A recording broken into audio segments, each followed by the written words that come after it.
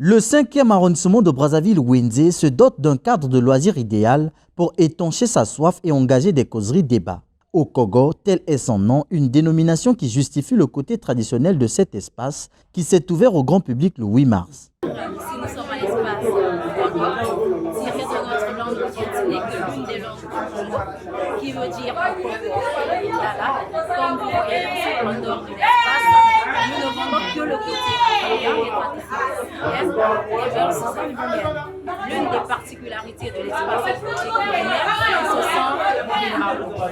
Alors, donc, pour faire une université, nous sommes encore complètes, tel que vous l'avez expliqué. Nous comptons sur vous.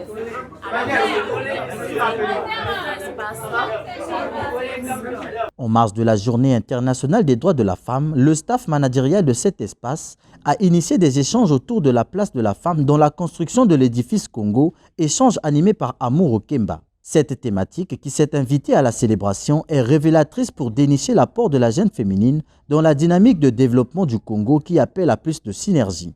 Les femmes congolaises, elles, sont dans l'entrepreneuriat, l'économie, la santé, l'éducation, la politique. Chacune devrait jouer sa partition afin de hisser le développement socio-économique tant prôné par les pouvoirs publics. La place de la femme dans la construction de l'édifice Congo. Il s'agit, à l'occasion de cette cérémonie, cette petite cérémonie qui est, c'est vrai, festive, organiser une causerie débat. Et ça a été l'occasion pour nous de développer cette thématique-là. Nous avons restitué les choses depuis l'Afrique noire précoloniale où la femme a toujours occupé une place importante dans la société ancestrale. Le rôle de la femme, il est plus cardinal pour le développement de ce pays. Et donc, il faut que la femme s'assume. Si elle est magistrate, qu'elle fasse son travail avec beaucoup de loyauté, avec beaucoup de discipline. Si elle est médecin, qu'elle fasse son travail avec beaucoup de sérieux et qu'elle aide la République à aller de l'avant. Ce n'est que de cette manière-là qu'elles vont se distinguer. Il ne s'agit pas seulement de regarder la parité comme un slogan pour dire il faut une parité. Non, on ne va pas vers la parité parce qu'il faut aller vers la parité. Il faut choisir les femmes qu'il faut. Et donc, pour que la femme puisse être choisie, elle doit s'affirmer dans le travail. Loin des festivités vides de sens liées à cette journée, ces échanges entre femmes se sont avérés comme une valeur ajoutée pour les participantes. Je tenais à dire que c'était une très belle initiative d'organiser des discussions comme ça à l'occasion de la Journée internationale des droits de la femme.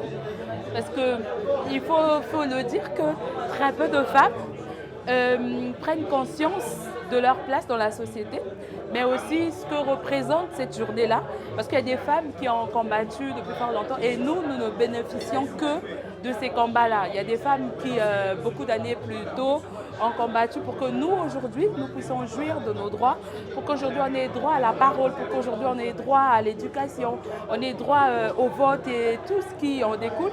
Il y a beaucoup de droits que les femmes bénéficient aujourd'hui. Les organisateurs de cet échange entendent perpétuer de telles initiatives.